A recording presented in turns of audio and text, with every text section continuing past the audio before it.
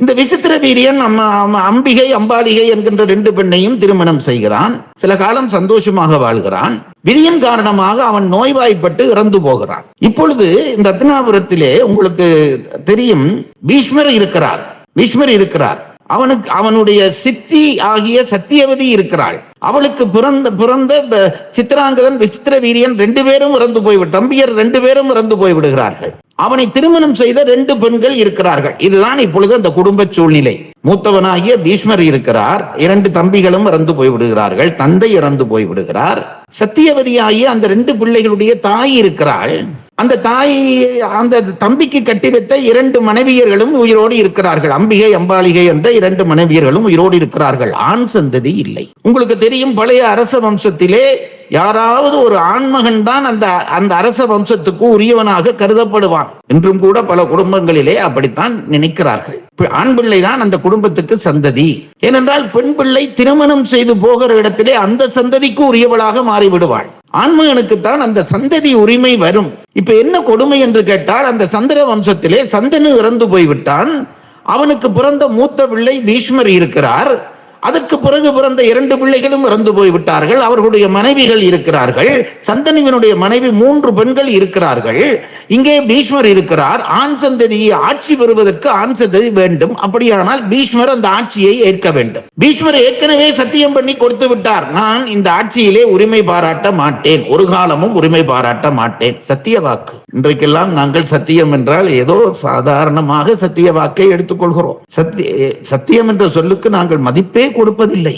நான் சொல்லுகிறேன், சத்தியம் என்ற வார்த்தையை உயிர் போல நாம் நேசிக்க வேண்டும். ஒரு தரம் இந்த சத்தியம் என்ற வார்த்தையை இப்போதெல்லாம் எடுத்ததுக்கும் நான் சத்தியம் என்கிறார். சத்தியத்தை பேணினீர்களானால் உங்களுடைய வாக்குக்கு ஒரு அதிகாரம் வரும். அதை மறந்து போகாதீர்கள். எனக்கு ஒரு மாணவரோ நண்பர் என்று சொல்லலாம், சென்னையிலே இருக்கிறார். நீண்ட நாட்கள், இப்போ ஒரு 15 ஆண்டுகளாக என்னோடு தொடர்பு. இந்த ஆன்மீகத்திலே ரொம்ப ஈடுபாடு கொண்டவர். அவரும் நானும் அடிக்கடி சென்னைக்கு நான் வருகிற பொழுது பேசிக்கொள்வோம். அப்படி ஒரு முறை நான் அவரோடு பேசுகிற பொழுது எனக்கு அவர் ஒரு செய்தி சொன்னார். என்னென்றால், ஐயா, நான் ஒரு முயற்சி பண்ணி பார்த்தேன். நான் தமிழ்நாட்டுக்கு வருகிறேன், எனக்கு சொல்லுகிறார், ஒரு முயற்சி பண்ணி பார்க்கலாம் என்று இருக்கிறேன். என்ன முயற்சி பண்ணுக போகிறீர்கள் என்று கேட்டேன். நான் இனிமேல் பொய் சொல்வதில்லை என்று ஒரு சத்தியம் எடுக்க போகிறேன். அவர் விளையாட்டாக பேசுகிற ஒருவர் அல்ல, எனக்கு அவரை தெரியும். நான் இனிமேல் பொய் சொல்வதில்லை என்று ஒரு எடுத்திருக்கிறேன் என்றார். நல்லது தானே, அதை கடைபிடியுங்கள் என்று சொன்னேன். அடுத்த தினம் நான் சென்னைக்கு வருகிற பொழுது அவரை சந்தித்தேன். எப்படி இருக்கிறது உங்கள் விரதம் என்று கேட்டேன். அதுக்கு அவர் சொன்னார், அந்த விரதத்தை நான் விட்டு விட்டேன் ஐயா என்றார். அந்த விரதத்தை நான் விட்டு விட்டேன் என்றார். நீங்கள் என்ன நினைக்கிறீர்கள், சிரிக்கிறீர்கள் என்பது எனக்கு புரிகிறது. அதாவது பொய் சொல்லாமல் இருக்க முடியாது என்றுதான் அவர் சொல்லி இருக்கிறார் என்று நீங்கள் நினைக்கிறீர்கள். அப்படி அல்ல. ஏனையா அந்த சத்தியத்தை உங்களால் எனக்கு அவருடைய வைராக்கியம் தெரியும். சத்தியத்தை ஏன் உங்களால் கடைபிடிக்க முடியவில்லை என்றுடனே அவர் சொன்னார், பொய் சொல்ல வேண்டிய தேவைகள் வருகிறதா என்று கேட்டேன். அப்படியெல்லாம் இல்லை. தேவை வந்தால் தான் என்ன, பொய் சொல்வதில்லை என்றால் சொல்வதில்லை தான். அப்ப ஏன் அந்த சத்தியத்தை விடுகிறீர் என்று கேட்டோடனே எனக்கு ஆச்சரியமான ஒரு செய்தியை அவர் சொன்னார். நான் பல இடங்களிலே இதை சொல்லி இருக்கிறேன். அவர் என்ன சொன்னார் என்றால், ஓரிரு மாதங்கள் சத்தியம் பொய் சொல்வதில்லை என்று அந்த சத்தியத்தை நான் கடைபிடித்தேன். ஒரு பொய்யும் தேவைக்கு கூட நான் சொல்வதில்லை. சொன்னால் என்ன ஆயிற்று என்றால், எனக்கு பயம் வர தொடங்கி விட்டது என்றார். என்ன பயம் வர தொடங்கி விட்டது என்றார். நான் கேட்டேன். அவர் சொன்னார், ஓரிரு மாதங்கள் பொய்யே சொல்லாமல் நான் இருக்க தொடங்கின பிறகு நான் சொல்லுகிறதெல்லாம் மெய்யாவதை நான் கண்டு பயந்து போனேன் என்றார். பொய் சொல்வதில்லை என்ற விரதத்தை கடைபிடித்த பிறகு, சில நாட்கள் அது நான் கடைபிடித்த பிறகு எனக்கு என்ன பயம் வந்து விட்டது என்றால், நான் சொல்வதெல்லாம் மெய்யாக தொடங்கி விட்டது. வீட்டிலே பிள்ளைகள் இருக்கிறார்கள். ஒரு கோபத்திலே சனியனை தொலைந்து போ என்று சொன்னால் அது மெய்யாகிவிடும். அப்படி ஆகிவிட்டால் என்ன செய்வது என்று பயத்திலே தான் நான் தனியே பொய் சொல்ல மாட்டேன் என்ற விரதத்தை கைவிட்டு விட்டேன் என்று அவர் சொன்னார். இது சத்தியம். சத்தியத்துக்கு மதிப்பு கொடுக்க வேண்டும். சத்திய வார்த்தை என்பது சாதாரண வார்த்தை இல்லை. இன்றைக்கு அது ஒரு சாதாரண வார்த்தையாக போய்விட்டது. பீஷ்மர் சத்தியம் பண்ணி கொடுத்து விட்டார். செம்படவனுக்கு தான். அவர் நினைத்தால் அதை தூக்கி ஒரு மூலையிலே போட்டிருக்கலாம். அரோரு செம்படவன். இப்போ அந்த சத்தியவதி, செம்படவனுடைய மனைவி மகள் சத்தியவதி வந்து கேட்கிறாள், பீஷ்மா, உன்னோடு நான் பேச வேண்டும். அம்மா என்ன சொல்லுங்கள் என்று கேட்டார் பீஷ்மர். பீஷ்மனே, நீ ஒன்றை நினைத்து பார். இந்த சந்திர வம்சம் எத்தனை தலைமுறையாக தொடர்ந்து வருகிறது, எத்தனை சக்கரவர்த்திகள் இந்த மண்ணை ஆண்டிருக்கிறார்கள். உண்மைதான் அம்மா என்றார் பீஷ்மர். மகனே, இப்பொழுது இந்த வம்சத்துக்கு ஒரு பிரச்சனை வந்து விட்டது, நீ அதை உணர்கிறாயா என்றார். உணர்கிறேன் அம்மா. என்னுடைய கணவர் உன்னுடைய தந்தை சந்தனு மறைந்து விட்டார். அவருக்கு 2 ஆண் பிள்ளைகளை நான் பெற்றுக் கொடுத்தேன். சித்திராங்கதன், விசித்திர வீரியன். அவர்கள் 2 பேரும் மறந்து விட்டார்கள். அந்த விசித்திர வீரியனுடைய மனைவியராகிய அம்பிகை அம்பாலிகை உயிரோடு இருக்கிறார்கள். நான் உயிரோடு இருக்கிறேன், நீ உயிரோடு இருக்கிறாய். இவ்வளவு பேரும் தான் இந்த குடும்பம் சம்பந்தமாக இப்போது இருக்கிறவர்கள். நாங்கள் பெண்கள், நாங்கள் ஆட்சியை ஏற்க முடியாது. ஆட்சியை ஏற்க ஒரு ஆண்மகன் வேண்டும். இப்போதைக்கு இந்த குடும்பத்துக்கு ஆண்மகனாக இருக்கிறவன் நீ ஒருவன் தான். ஆகவே நீ இந்த சந்திரவம்சத்து ஆட்சியை ஏற்றுக்கொள்ள முன்வர வேண்டும் என்று அவள் கேட்டாள். இதுதான் விதி. இவளுடைய பிள்ளைகளுக்காகத்தான் இவளுடைய தந்தை உன்னுடைய பிள்ளைகளுக்கு ஆட்சி, உனக்கு ஆட்சி இல்லாமல் என்னுடைய பேரர்களுக்கு ஆட்சி வேணும் என்று கேட்டு வரம் கேட்டு பெற்றிருந்தார். இப்போ அவளே வந்து கேட்கிறாள், பீஷ்மனே, நானே சொல்லுகிறேன், இந்த ஆட்சியை நீ ஏற்றுக்கொள். பீஷ்மன் சொன்னான், அம்மா, சூழ்நிலைக்கேற்ப நீ சொல்வதற்கு நான் உடன்பட முடியாது. என்றைக்கு நான் சத்தியம் பண்ணி கொடுத்தேனோ அது சத்தியம்தான். ஒரு காலமும் நான் இந்த சந்திர வம்சத்து ஆட்சியை ஏற்றுக்கொள்ள மாட்டேன். கெஞ்சி பார்த்தாள் சத்தியவதி. அப்பனே, இந்த வம்சத்தை காப்பாற்ற வேண்டிய பொறுப்பு உனக்கும் எனக்கும் தான் இருக்கிறது. நான் சந்தனு மகாராஜாவினுடைய மனைவி, நீ பிள்ளை. அவர்கள் வந்த மருமகள்கள், அவர்களை விட எங்கள் 2 பேருக்கும் தான் அந்த பொறுப்பு இருக்கிறது. எப்படி இந்த வம்சத்தை காப்பாற்ற போகிறோம்? நீ ஆட்சியை ஏற்க மாட்டேன் என்கிறாய். தயவு செய்து இந்த ஆட்சியை நீ ஏற்றுக்கொள் என்று கேட்டாள் சத்தியவதி. பீஷ்மர் சிரித்துவிட்டு சொன்னார், அம்மா, அந்த ஒன்றை தவிர வேறு எதுவானாலும் பேசுங்கள், இந்த ஆட்சியை நான் ஏற்க மாட்டேன். இப்பொழுது சத்தியவதி சிந்திக்கிறாள், இவன் கடைசி வரையும் இந்த ஆட்சியை பீஷ்மன் ஏற்றுக்கொள்ள மாட்டான். இப்பொழுது பீஷ்மனை பார்த்து சத்தியவதி, மகனே, நானும் நீயும் கொஞ்சம் தனியே பேச வேண்டும். பீஷ்மனை அழைத்துக் கொண்டு ஒரு அரண்மனையினுடைய ஒரு இடத்துக்கு, தனிமை இடத்துக்கு போனான். மகனே, நீ சொல்வது, நீ சத்தியத்தை மீற மாட்டாய் என்பதை உறுதிபட சொல்லிவிட்டாய். ஆகவே உன்னோடு இனி பேசி பிரயோசனம் இல்லை.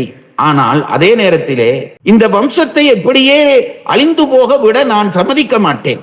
நான் சந்தனு மகாராஜாவினுடைய மனைவி, நான் அப்படி சம்மதிக்க மாட்டேன். இதற்கு ஏதாவது ஒன்றை செய்ய வேண்டும். என்ன செய்வது என்று கேட்டார் பீஷ்மர். உனக்கு தெரியுமா, ஒரு காலத்திலே பரசுராமர் 27 தலைமுறை அரசர்களை அழிப்பேன் என்று சபதம் போட்டு 27 தலைமுறை அரசர்களை அழித்தது பற்றி உனக்கு தெரியுமா? அம்மா, தெரியும் அம்மா என்றார் பீஷ்மர். அப்பொழுதெல்லாம் அந்த அரச வம்சத்தை எப்படி அவர்கள் மேலெடுத்து சென்றார்கள் என்பது பற்றி நீ கேள்விப்பட்டிருக்கிறாயா? கேள்விப்பட்டிருக்கிறேன் அம்மா. எந்த விருப்பு வெறுப்பு இல்லாத உத்தமர்களாக இருக்கக்கூடியவர்களுடன் அந்தந்த அரசகுல பெண்கள் தொடர்பு கொண்டு பிள்ளைகளை பெற்று அந்த வம்சத்தை வளர்த்தெடுத்தார்கள் என்பதை நான் அறிந்திருக்கிறேன். மகனே, இப்பொழுது நீயும் இந்த ஆட்சியை ஏற்காவிட்டால் இந்த பெண்களை வேறு யாராவது ஆண்களோடு, உத்தமமான ஆண்களோடு இணைத்து அவர்கள் மூலமாக குழந்தை பெற்று இந்த வம்சத்தை வளரச் செய்ய வேண்டும். இதை தவிர வேறு வழி இல்லை என்றால் சத்தியர். இதை கேட்கிற உங்களுக்கு எல்லாம் சங்கடமாக இருக்கும் என்று எனக்கு தெரியும். பாரத கதை நீதியை சொல்கிற கதை, தர்மத்தை சொல்கிற கதை என்று சொல்லிவிட்டு ஐயா இப்படி எல்லாம் சொல்கிறாரே, கணவனை இறந்த 2 பெண்கள் வேறு ஆடவரோடு சேர்ந்து அந்த வம்சத்தை வளர்க்கலாம் என்பது சரியா? இதிலே பல ரகசியத்தை நம் பெரியவர்கள் சொல்லி வைத்திருக்கிறார். அது பற்றி மட்டும் ஒரு சின்ன விஷயம் நான் சொல்ல வேண்டும். ஒரு தாயினுடைய ஒரு தாயும் தந்தையும் சேர்ந்து குழந்தை பிறக்கிறது. தாயினுடைய வயிற்றிலே பிறக்கிற குழந்தையிலே தந்தையினுடைய சாயல் வருவது உண்மையா இல்லையா? ஒரு பிள்ளையை பார்த்த உடனேயே நீ இன்னார் பிள்ளையா என்று கேட்கிறோம் அல்லவா? எப்படி முடிகிறது? தந்தையினுடைய சாயல் தாயினுடைய வயிற்றிலே பிறக்கிற பிள்ளைக்கு எப்படி வருகிறது என்றால், அந்த தாய் தன் கணவனை நினைந்து கொண்டுதான் அவனோடு கூடுகிற பொழுது அந்த தந்தையினுடைய சாயல் இவள் நினைப்பாலே அந்த பிள்ளையினுடைய கற்பத்திலே பதிந்து அந்த பிள்ளை தந்தையினுடைய சாயலோடு பிறக்கிறது. இந்த தந்தையும் தாயும் கூடுகிற பொழுது ஒருவரை ஒருவர் விரும்பி நேசித்து கூடுகிறார்கள். அதனாலே அப்படி ஒரு பிள்ளை பிறக்கிறதை நாம் அறிவோம். இப்பொழுது நம் பெரியவர்கள் என்ன சொன்னார்கள்? நீதி நூல்களாகிய பாரதம் என்ன சொல்கிறது என்றால், ஒரு பெண் வேறொரு ஆடவனோடு கூட வேண்டும், ஆனால் அந்த ஆடவன் எந்த உணர்ச்சியும் மற்றவனாக இருக்க வேண்டும். ரொம்ப நுட்பமான ஒரு விஷயம் நான் சொல்லுகிறேன். சந்ததி விருத்தி இல்லாமல் போய்விட்டது. அப்போ இந்த பெண் என்ன செய்ய வேண்டும்? ஒரு ஆடவனோடு கூட வேண்டும், ஆனால் அந்த ஆடவன் எந்த உணர்ச்சியும் மற்றவனாக இருக்க வேண்டும். இது ஒரு நிபந்தனை. 2வது நிபந்தனை, இந்த பெண் இறந்து போன தன் கணவனைத்தையே மனதிலே நினைத்து கொண்டு அந்த ஆடவனோடு கூட வேண்டும். இது 2 நிபந்தனை இருந்தால் பிறக்கிற பிள்ளை இறந்து போன தந்தையினுடைய அம்சத்தோடு பிறப்பான் என்பது நீதி நூல்கள் சொல்கிற முறை. நான் சொல்வது உங்களுக்கு புரியும் என்று நினைக்கிறேன். அதாவது ஒரு ஆணும் பெண்ணும் கூடுகிற பொழுது அந்த ஆடவனுடைய மனதிலே காமம் இல்லாமல் கூட வேண்டும். இது சாத்தியமா? எழுத்தாளர் பாலகுமாரன் அவர்களை ஒரு முறை நான் சந்தித்து பேசிக் கொண்டிருந்தேன். எங்க ஊருக்கு எங்க வீட்டில தங்கி இருந்தார். அவர் சுவாமி சுரத்குமாரிடம் ரொம்ப ரொம்ப ஈடுபட்டு போயிருந்த காலம். அப்பொழுதுதான் அவர் எனக்கு ஒரு உண்மை சொன்னார்.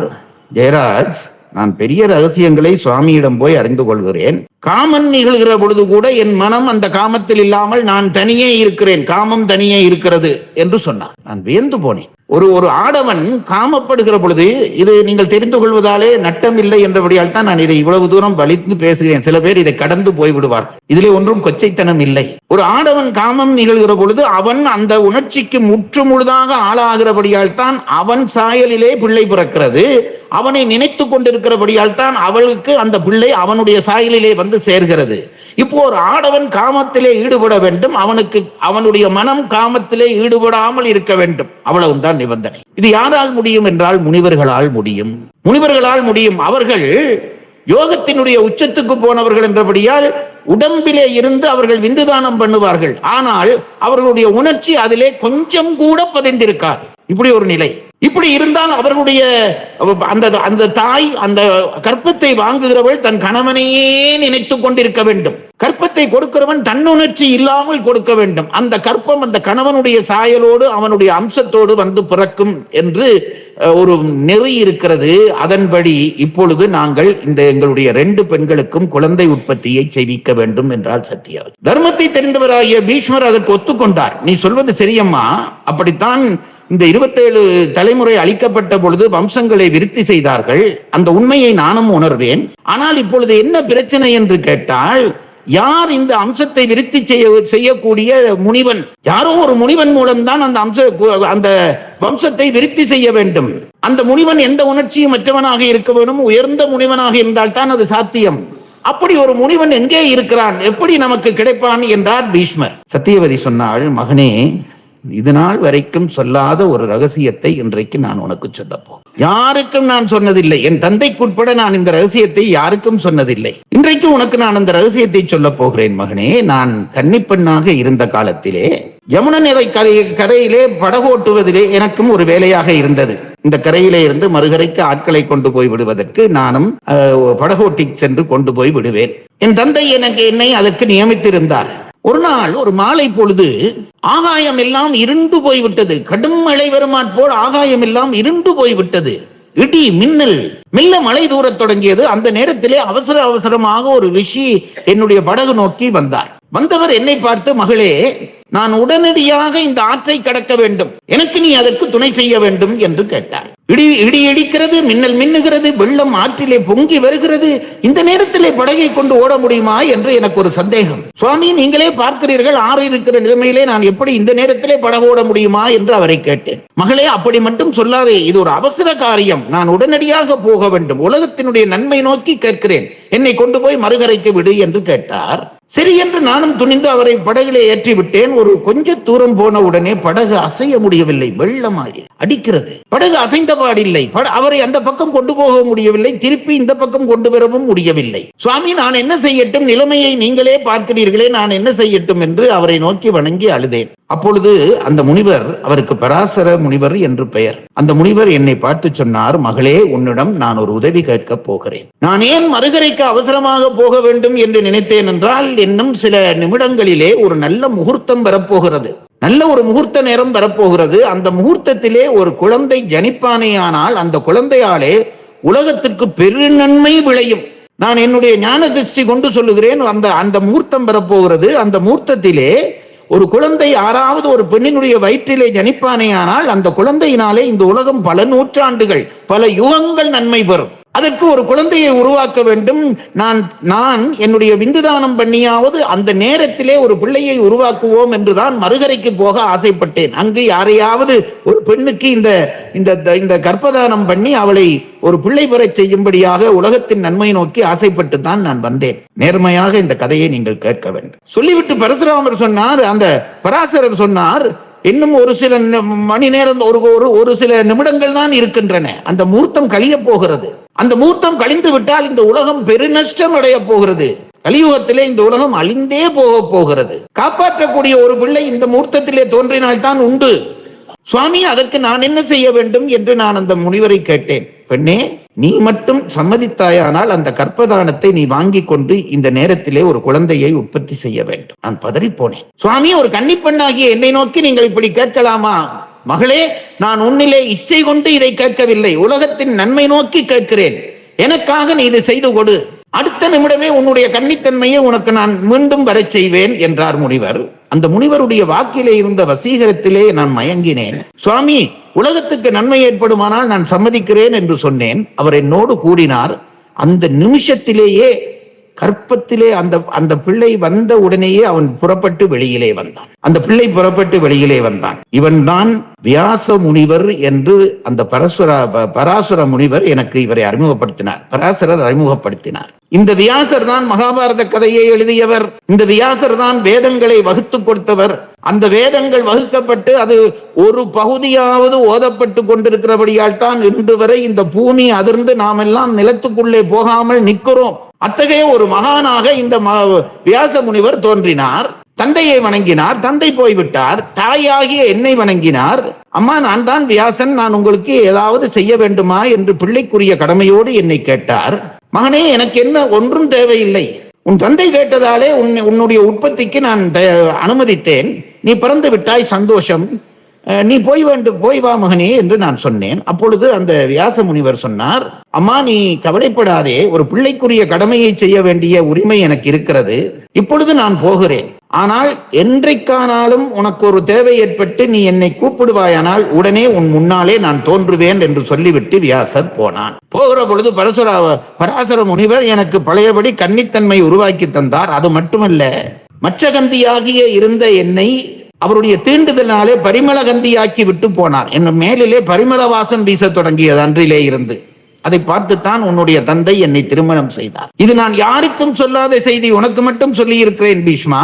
இப்பொழுது நான் உன்னை கேட்டுக்கொள்கிறேன். அந்த வியாசனை வர சொன்னோமானால் நான் சொன்னபடி நம் சந்ததியை விருத்தி செய்யலாம். நீ சம்மதமானால் சொல். நீதான் இந்த குலத்துக்கு இப்பொழுது உரித்தோடு இருக்கிறவன். நீ சம்மதமானால் சொல், நான் இப்பொழுது வியாசனை வர சொல்வேன் என்றால் இந்த சத்தியவதி. பீஷ்மர் மகிழ்ச்சியோடு அதுக்கென்ன அம்மா, அவரை வர சொல்லுங்கள் என்று கேட்டார்.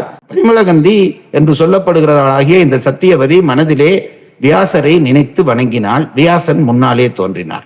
பெரிய சடாமுடி, சிவந்த கண்கள், கருத்த நிறம். தாய்க்கு முன்னாலே தோன்றி நின்று தாயை வணங்கினார். அம்மா, என்னாலே ஏதாவது காரியமாக வேண்டி இருக்கிறதா? என்னை அழைத்திருக்கிறீர்களே, நான் என்ன செய்ய வேண்டும் என்று கேட்டார். சத்தியவதி அவருக்கு நடந்த கதையெல்லாம் சொன்னாள். சந்திரவம்சம் அப்படியே நின்றுவிடப் போகிறது. ஆகவே எந்தவித உணர்வும் இல்லாமல் என்னுடைய மருமகளோடு இணைந்து நீ இந்த சந்திரவம்சத்தை விருத்தி செய்ய உதவி செய்ய வேண்டும் என்று கேட்டார். தாயே, நான் ஏற்கனவே சொல்லி இருக்கிறேன், நீங்கள் உத்தரவிடுகிற காரியத்தை நான் செய்வேன் என்று. ஆகவே நான் சம்மதித்து செயல்படுகிறேன். நீங்கள் கேட்ட அந்த செயலுக்கு நான் சம்மதிக்கிறேன் என்றார் வியாசர். இப்பொழுது வியாசரை தன் மருமகளோடு இணைய செய்ய வேண்டும் என்று நினைத்துவிட்டு சத்தியவதி மருமகள் 2 பேரிடமும் போனார். அம்பிகை, அம்பாலிகை. அம்பிகை மூத்தவள், அம்பாலிகை இரண்டாம் அவள். அம்பிகையிடம் போய் சத்தியவதி சொன்னார், மகளே, இங்கே வா, நீ எனக்கு மருமகள். எப்படி இந்த வம்சத்தை விருத்தி செய்ய வேண்டிய பொறுப்பு எனக்கு இருக்கிறதோ அதுபோல என்னுடைய மகனாகிய விசித்திர வீரியனை திருமணம் செய்த உங்களுக்கும் அந்த பொறுப்பு இருக்கிறது. உங்கள் கணவன் இறந்து போய்விட்டான், என் கணவர் இறந்து போய்விட்டார். இந்த வம்சத்துக்கு ஆட்சிக்கு வர யாரும் இல்லை. பீஷ்மன் அந்த சத்தியத்துக்காக அதை ஏற்க மாட்டேன் என்று நிற்கிறான். ஆனால் இந்த சந்ததி விருத்தியாக வேண்டும். அதனாலே பீஷ்மனுடைய உடன்பாடோடு என் புத்திரனாகிய வியாசனை அழைத்திருக்கிறேன். அவன் எந்தவித உணர்ச்சியும் இல்லாமல், காமம் இல்லாமல் உங்களுக்கு விந்துதானம் செய்வான். நீங்கள் அதை வாங்கி உங்கள் கணவனாகிய உங்களுக்கு விசித்திர வீரியனை மனதிலே அப்படியே நினைத்துக் கொண்டு அந்த கற்பதானத்தை பெற்றுக்கொள்ள வேண்டும். பெற்றுக்கொண்டால் உங்களுக்கு பிறக்கிற பிள்ளைகள் விசித்திர வீரனுடைய பிள்ளைகளாக பிறப்பார்கள்.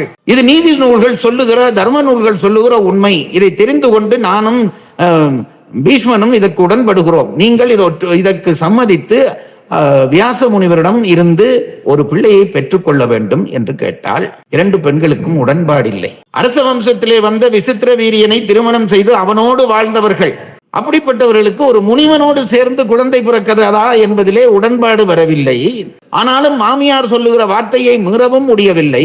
சரி என்று சம்மதித்தார்கள். இந்த சத்தியவதி வந்தால் இந்த வியாசனை பார்த்து முதலிலே அம்பிகைக்கு நீ ஒரு குழந்தையை உற்பத்தி பண்ணி கொடுக்க வேண்டும் என்று கேட்டார். சரி என்றார். அந்த அன்றைக்கு அவர்களுக்கு அந்த குழந்தை உற்பத்திக்கான இடம் ஒதுக்கப்பட்டது. வியாச முனிவர் அந்த அறைக்குள்ளே வந்தார். வியாச முனிவருடைய தோற்றத்தை பார்த்தால் இந்த அம்பிகை தலைமுடி எல்லாம் அப்படியே சுருண்டு நிலம் வரையும் கிடக்கிறது. கண்கள் செவக்க செவேர் என்று இருக்கிறது. உடம்பெல்லாம் அப்படியே அழுக்கு போட ஒரு தோற்றத்தோடு அவர் நிற்கிறார். அரசனோடு வாழ்ந்தவளுக்கு இவரை கண்டவுடனே அருவருப்பாக போய்விட்டது. இந்த முனிவரோடு நான் சேர்வதா என்று நினைத்தாள். கொடிய கோபமான அந்த பார்வையை பார்த்த உடனே இவளுக்கு பயம் வந்தது. அதனாலே மாமியார் சொன்னதை மறுக்கவும் முடியவில்லை. தன் கண்கள் இரண்டையும் பொத்திக் கொண்டு அந்த வியாச முனிவரோடு சேர்ந்தாள். கண்கள் இரண்டையும் இறுக மூடிக்கொண்டாள். முனிவரை பார்க்கவே அவளுக்கு பிடிக்கவில்லை. கண்கள் இரண்டையும் இறுக மூடிக்கொண்டு முனிவரோடு சேர்ந்தாள். சேர்ந்து விட்டு வியாசர் வெளியிலே வந்தார். இந்த மாமியாராகிய சத்தியவதி, மகனே, அவளுக்கு ஒரு புத்திர உற்பத்தி பண்ணி கொடுத்தாயா என்ற உடனே வியாசர் சொன்னார், கொடுத்தேன் அம்மா. ஆனால் என்னை கண்டவுடனே அருவருப்பினாலே அந்த அம்பிகை தன்னுடைய கண்கள் இரண்டையும் இறுக மூடிக்கொண்டாள். அதனாலே அவளுக்கு ஒரு பிள்ளை பிறக்க போகிறது, ஆண் பிள்ளை பிறக்க போகிறது. கண்ணில்லாத பிள்ளையாகத்தான் அந்த பிள்ளை பிறப்பான். அதனால்தான் ஒரு தாய் கற்பமுற்றிருக்கிற காலத்திலே ரொம்ப கவனமாக குடும்பத்தவர்கள் அவள் மனம் நோகாமல் பார்த்து கொள்ள வேண்டும். கணவனுக்கும் அந்த கடமை உண்டு. ஏதாவது சண்டை சச்சரவு வந்து மாமியாரையோ மாமனாரையோ அல்லது கணவனையோ அந்த பெண் வெறுத்தால் பிறக்கிற பிள்ளையும் அவர்களை வெறுக்கிற பிள்ளையாகத்தான் பிறக்கும். என்றால் தாயினுடைய உடம்பிலே இருந்து அணுக்களாலே உருவாக்கப்படுகிற பிள்ளை அந்த தாயினுடைய உணர்வை அந்த பிள்ளை உள்வாங்கும் என்பதை காட்டுவதற்காக வியாசர் சொன்னார், அவள் என்னை கண்டவுடனே கண்கள் இரண்டையும் இறுக மூடிக்கொண்டாள் அம்பிகை. அதனாலே அவளுக்கு ஒரு பிள்ளை பிறக்கப் போகிறது. அந்த பிள்ளை கண்ணில்லாத பிள்ளையாகத்தான் பிறக்கும் என்று சொல்லிவிட்டு புறப்பட்டார். மகனே, கண்ணில்லாத பிள்ளை ஆட்சி பண்ண முடியுமா? ஊனமுற்றவர்களை ஆட்சிப்பிடத்திலே ஏற்ற மாட்டார்களே. ஆகவே நீ வந்து குழந்தையை கொடுத்தும் பிரயோசனம் இல்லாமல் போய்விட்டதே. ஆகவே நீ அம்பிகைக்கு கொடுத்தது போதாது, அம்பாலிகைக்கும் ஒரு பிள்ளையை உற்பத்தி பண்ணி கொடு என்று அங்கே அனுப்பினார். அம்பாலிகை பார்க்கிறாள். இந்த செய்தி தெரியும். கண்ணை மூடி அவளுக்கு குருட்டு பிள்ளை பிறக்க போகிற செய்தி தெரியும். ஆனால் அவளுக்கும் அருவருப்பாக இருந்தது. ஒரு முனிவனோடு சேருவதா, இந்த முனிவனோடு சேர்ந்து ஒரு குழந்தையை உற்பத்தி செய்வதா என்று அவளுக்கும் அருவருப்பாக இருந்தது. முனிவர் கிட்டே வந்த உடனே அவள் உடல் எல்லாம் வெளிரி போயிற்று. உடல் எல்லாம் அந்த அச்சத்திலே உடல் எல்லாம் வெளிரி போயிற்று. பிறகு முனிவர் வெளியிலே வந்தார். சத்தியவதி வந்தாள். இனியாவது எங்கள் வம்சத்துக்குரிய பிள்ளை பிறக்குமா என்ற உடனே முனிவர் சொன்னார், அம்மா, பிறக்க போகிறது. அவளுக்கும் ஒரு ஆண் குழந்தை பிறக்க போகிறது. என்னை கண்டவுடனே அவள் அச்சத்தினாலே வெளிரி போனால். ஆகவே பிறக்கிற பிள்ளை பாண்டு நோயோடுதான் பிறக்கும்.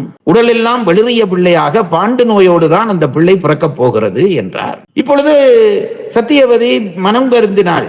மகனே, நீ வந்ததுதான் வந்தாய். இன்னொரு குழந்தை நல்லபடி எங்கள் இனத்திலே வரும்படி ஒரு குழந்தை உற்பத்தி பண்ணிவிட்டு நீ போக மாட்டாயா? தவறு செய்து விட்டாள் அம்பிகை. கண்ணை மூடினது அவள் செய்த தவறு. இனி அந்த தவறை செய்ய மாட்டால் மீண்டும் ஒரு குழந்தையை அவளுக்கு உற்பத்தி பண்ணி கொடுக்க வேண்டும் என்று கேட்டார். வியாசரும் தாய் சொன்ன கட்டளையை ஏற்றுக்கொண்டார். இப்போ அம்பிகைக்கு இந்த செய்தி சொல்லப்பட்டது. முனிவர் உன்னோடு மீண்டும் ஒரு பிள்ளையை பெறும்பதற்கு உதவ போகிறார். அம்பிகை பார்த்தால் அவளுக்கு அந்த முனிவர் மேலிருந்த அருவருப்பு நீங்கின பாடில்லை. இந்த முனிவரோடு சேர்ந்து இன்னொரு குழந்தையை பெறத்தான் வேண்டுமா என்று நினைத்தாள். அரண்மனையிலே தாசி பெண்கள் பல பேர் இருந்தார்கள். அந்த தாசி பெண்களிலே ஒருத்தியை கூப்பிட்டாள். இங்கே வா, எனக்கு ஒரு உதவி செய்வாயா? அம்மா, நீங்கள் உங்களுடைய வேலைக்காரி, நான் என்ன சொன்னாலும் நான் செய்வேன். என்ன செய்ய வேண்டும் என்று சொல்லுங்கள் என்றால் அந்த தாசி பெண். பெண்ணே, வியாச முனிவரோடு சேர்ந்து ஒரு குழந்தையை பெற வேண்டும் என்று என் மாமியார் சொன்னால் அதற்கு உடன்பட்டேன். கண்ணை மூடிக்கொண்டேன். ஆகவே குருட்டு பிள்ளை தோன்றிவிட்டான். இன்னொரு பிள்ளை பெற வேண்டும் என்று என் மாமியார் சொல்லுகிறார். அந்த முனிவனை நினைக்கவே எனக்கு அருவருப்பாக இருக்கிறது. ஆகவே நான் அவனோடு சேர விரும்பவில்லை, அந்த முனிவரோடு சேர விரும்பவில்லை. எனக்காக நீ ஒரு உதவி செய்ய வேண்டும். என்னுடைய அந்த அரண்மனையிலே என்னை போல வேஷம் போட்டுக்கொண்டு நீ இருக்க வேண்டும். வியாச முனிவர் அது தெரியாமல் உன்னோடு சேர்ந்து விட்டு போவார். எனக்கு நான் தப்பி விடுவேன் என்றார். அந்த அடிமை பெண் சம்மதித்தார். விளக்குகளை எல்லாம் அணைத்து விட்டு அந்த அறையிலே அம்பிகை போல அவளுக்கு உடையெல்லாம் போட்டு நகையெல்லாம் போட்டு விட்டார்கள். தாசை பெண் இருந்தால் அவள் அடிமை. அரண்மனையிலே என்னென்ன கீழ்மையில் வேலைகள் செய்ய வேண்டுமோ அதையெல்லாம் செய்து கொண்டிருந்தவள். வியாச முனிவர் உள்ளே வந்தவுடனே அவள் நினைத்தாள், ஆகா, இந்த மகா புருஷர் என்னை சேர போகிறாரா? அடிமையாகிய நான் என்னுடைய இல்லத்திலே இருந்திருந்தால் யாராவது ஒரு பாமரனுக்கு அல்லது ஒரு கெட்டவனுக்கு தானே நான் வாழ்க்கைப்பட்டிருப்பேன். இப்பொழுது வியாச முனிவர் என்கின்ற இந்த மகாரிஷி, வேதங்களை வகுக்கிற மகாரிஷி என்னோடு இணைகிற வாய்ப்பு கிடைத்திருக்கிறதே, நான் அதிர்ஷ்டசாலி அல்லவா என்று நினைத்து வியாசரை மனதாலே நினைத்து பிரார்த்தித்தபடி அவரோடு சேர்ந்தாள்.